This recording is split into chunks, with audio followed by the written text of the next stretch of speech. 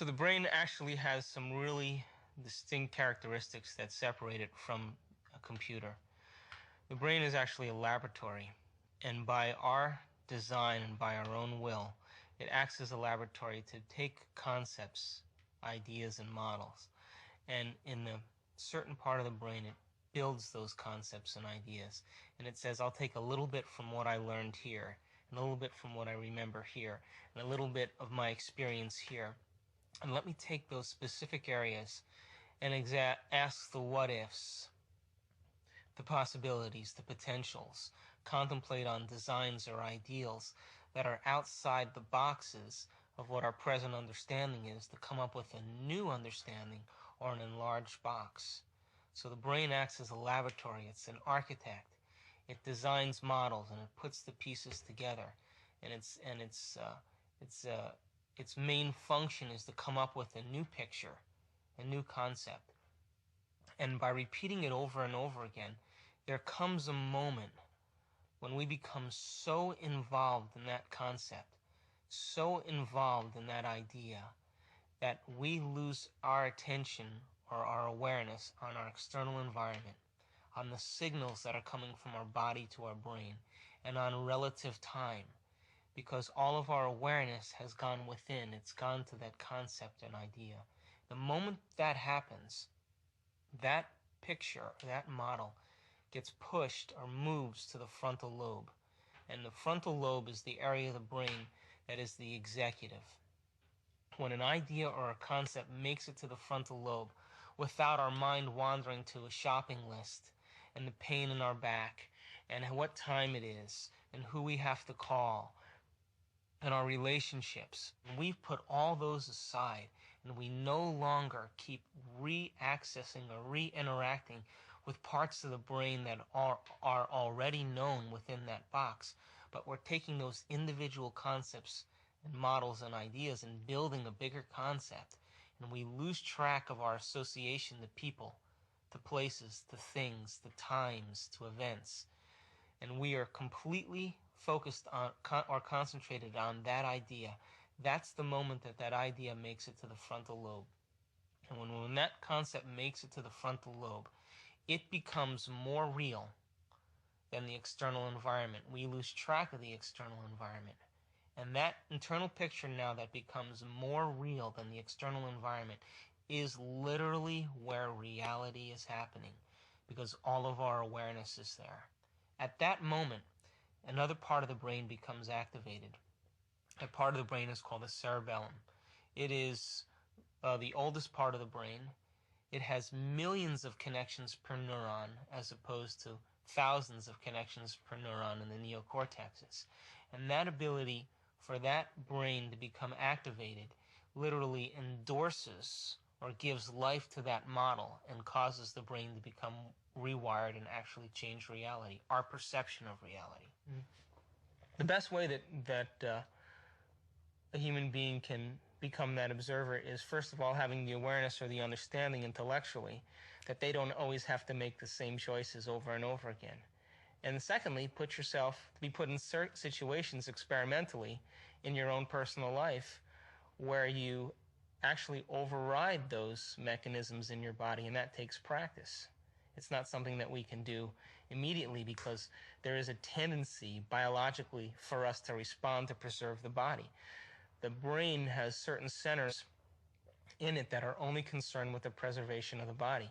And the moment that we respond, those centers kick in, and it becomes almost breaking the habit of being human. We have to gain control and override those physiological functions that happen in our body. And the moment that we do that, each time we override those physiological responses, we're changing brain chemistry and actually breaking the addiction to that stimulus and response that so many people live by every day. Is there a physical change that happens in the brain, or is it just in some nebulous mind state that this change happens?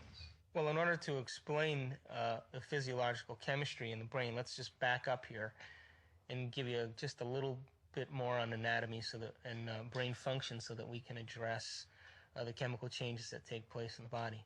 But remember, we talked about that tree that has all those branches that connect to other trees, and every place that it connects forms a thought or a memory. And that memory becomes wired in the brain. And if we get a series of experiences and information, we call that whole cluster of neurons a neural net. Well, every experience that we've had in our life that the brain builds on, it builds on a law of association. In other words, we learn about an apple by understanding first that it's red, and then we understand that it's round and it's smooth and it tastes a certain way, and it makes a certain noise when you bite into it, and so we develop a neural net that describes ourselves in terms of our interaction with an apple through our five senses. But if we start as a child, started to realize that not all apples are red, that they could actually be green, the moment we understand that all of a sudden causes the neural net to take more of a shape. And we actually build concepts based on this law of association. What we see, what we smell, what we taste, what we hear, what we feel. And by the second law, which is the law of repetition, which says that if we do something over and over and over again, by the mere fact that we're repeating it, the process of learning whatever we're learning starts to become simple. It starts to become automatic. It starts to become familiar. It starts to become easy. It starts to become natural. It starts to become subconscious. It almost starts to become unconscious. So the law of association and the law of repetition put together causes those nerve cells to literally become hardwired. As we repeat a process, whatever skill we're repeating, those connections in the brain start releasing certain chemicals called nerve growth factor. And that nerve growth factor acts almost like a miracle grow to cause a long-term relationship between one neuron and the next neuron. And that's what causes us to go from something that we have to put so much conscious awareness on and so much attention on to learn, to all of a sudden to be able to do something automatically and easily. It's because we literally wire it to the extent that holographically or dimensionally it starts interacting without our conscious mind. It becomes natural and becomes easy. So we have those same mechanisms structurally in our brain for certain attitudes or certain emotions that we live by on a daily basis. All the attitudes that we have had experiences with in our lifetime based on how we live. For example, the neocortexes in the brain, which are where conscious awareness exists, is where all those connections take place. So everybody that we meet has their own series of intellectual experiences and experiences that they've had in their life, whether they were raised in a single family, whether they were raised with many children, whether they went to college, whether they studied art, whether they studied music, what their religious beliefs were, what their culture was, where they lived geographically. All of that forms that neural net in our brain. If they were loved and encouraged as a child, or if they were abused physically. And so all those experiences shape neurologically the very fabric of what's taking place in our perception or in our world. Those exact processes in terms of neural nets also exist in our brain. And when we respond to our environment, certain aspects of those particular neural nets are going to kick on or click on that are going to cause chemical changes in the brain that are ultimately going to cascade chemicals that run through our body. So, absolutely. So you described the neural nets as basically these trees that basically wire themselves up together, which is a very mechanistic sort of point of view. You're wiring together little circuits. Whereas it's been suggested that the brain is actually holographic, which is not necessarily a hard wiring of the circuits. Which is it, and how can it be both? Great question, and scientists are debating that as we speak. What are they debating? Absolutely, the scientists are debating whether the brain is actually hardwired or if it has what we call neuroplasticity or elasticity. And the answer to the question right now is yes. We have parts of the brain that are hardwired by repetition. For example, the example I used to riding a bicycle. You don't have to think about riding a bicycle now. Neurologically, you have that wired, and all you have to do is access that part of your brain to be able to jump on the bicycle. And within moments, you'll be able to reformulate that mechanism. But that's hardwired. However, if I ask you to take certain concepts and ideas and follow a train of thought with me, those neurons literally that are available to still be imprinted upon are not static. They're not a tree that has branches. They're very elastic and they're very alive. And those very, very fine dendrites, we call them, or the fingers of those trees, can actually unhook and rehook to other nerve cells within seconds. How does that happen? It takes concentration, it takes focused attention, and it takes will to be able to cause those wiring mechanisms to take place. By the same means, it also takes concentration, will, and awareness to be able to stop those connections of hardwired habits that we have and we live by on a daily basis.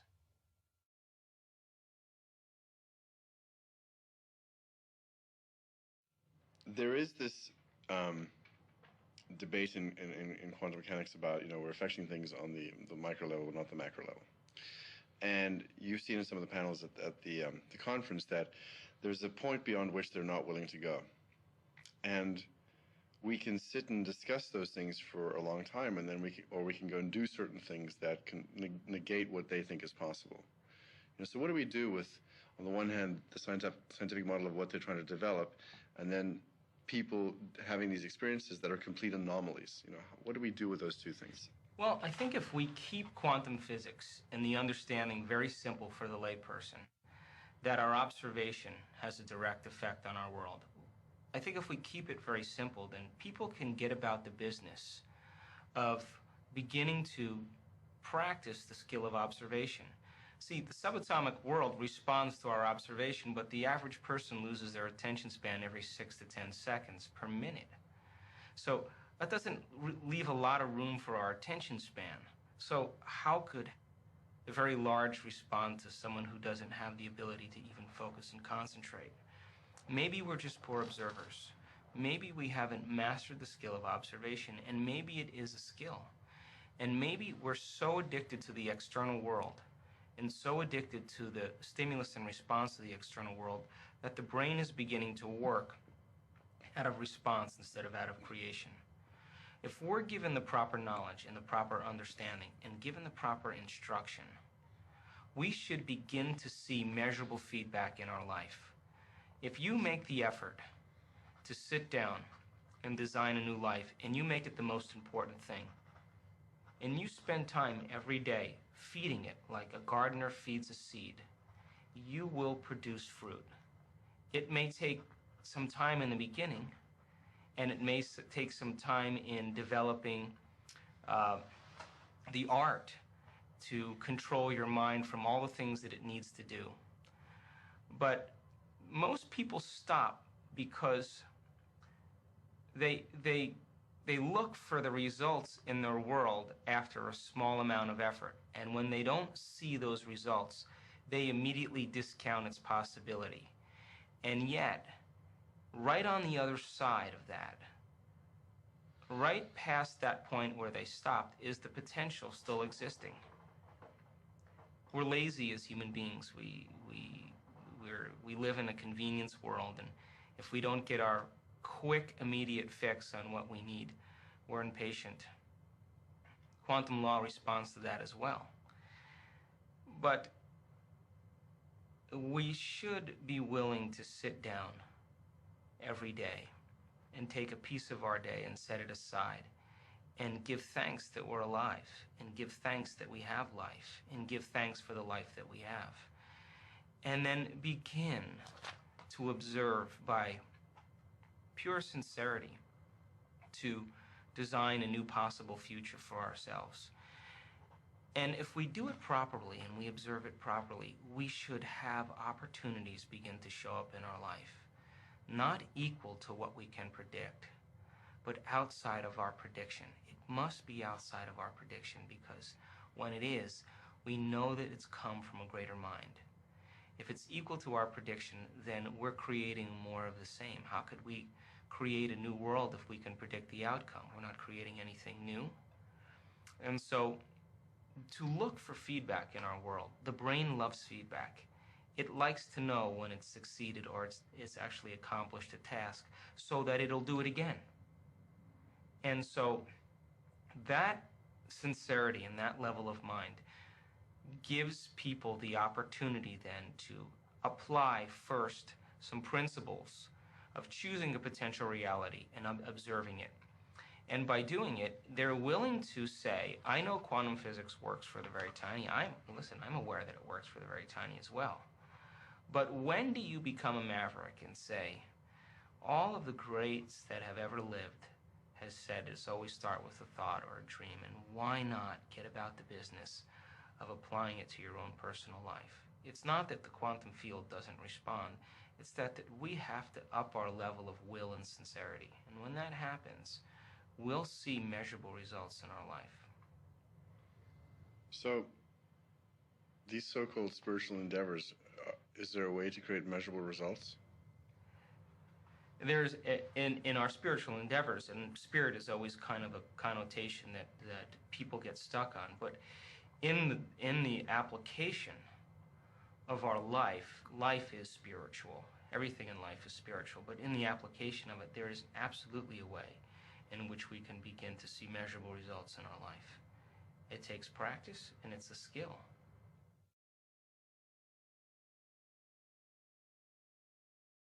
One of the most popular things in the film, of course, is you talking about creating your day. And, there's two single moments in the film that are the highlights, and that's one of them, and the other one is the water crystal exhibition. Where did you come up with the idea of creating your day? Well, it's actually not my idea. There's a school in the Pacific Northwest of the United States called Ramtha School of Enlightenment, and all the students in that school create their day. All of the students in that school get serious about actually no longer becoming the victim of their day, but actually blessing the day and allowing it to unfold equal to their will.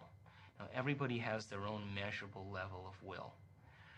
But if we practice our mental rehearsal and our skill in being able to do it will show that certain brain circuits will grow as a result of our effort. It'll get easier to do, in other words. If we accept that idea, then it will allow us to go back the next day and do it with more certainty and with more acceptance. That in itself is no different than praying. You see, there's no religious text that says thought doesn't matter. There's no religious text that doesn't say your prayer and your intention shouldn't be answered by God. But explaining how that happens is what quantum physics and the observer is all about. But still, when we can make thought more real than anything else, our brain is designed to do that. The frontal lobe, with its enormous space, is the altar in which we place a thought. And it gives us the permission to hold the thought for an extended period of time, and it lowers the volume to the external stimuli. We lose track of time and space. That's the moment we're stepping into the quantum field. That's the moment that now we're making thought more real than anything else. So when I create my day, my interpretation, what you saw in the movie is my interpretation of what I do. In other words, if I'm going to sit down and create my day, if I'm going to make the effort, then I am bold enough to ask for a response. I'm bold enough to say, I want it to come, and I want it to be a way that eliminates all of my doubt, and I want it to be just right outside the boundaries of what I can accept or what I can predict, and bring it in a way that usually will keep me in surprise or keep me in wonder, so that it inspires me to do it again and to learn more and to apply more knowledge to my next creation. If you're the observer in that process, then who are you talking to? Well, it's a great question. There's actually me, the observer. That's my personality, my free-willed self, given permission to do whatever I want in my life. Everybody has that free will. And then we have a constant aspect of ourself, the observer who's observing life in all of things. It is the force, the intelligence, the will that holds it all together. Now, every human being has that is alive. They're connected to it. And it is allowing and loving enough to give us life independent of our moods or choices or opinions. When that observer is observing life into me, and I emulate that same principle in observing my life, I am enacting the same action as the observer creating life. I am creating a life. And when we align with that principle, we are emulating our greatest potential, which is creation.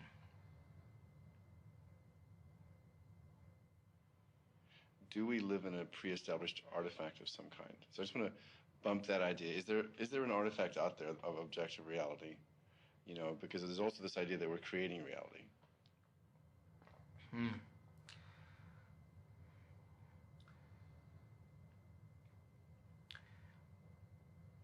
Let's see how I want to answer this. I'm just asking this because these are very common questions. Yeah. You know, I mean, I think that there's a very strong, unanimous social agreement amongst human beings because we experience the same things externally in our world, and our brain really maps a reflection of all the experiences that we can have in our world. So there is a unanimous agreement of the laws that govern 3 dimensions, 4 dimensions even.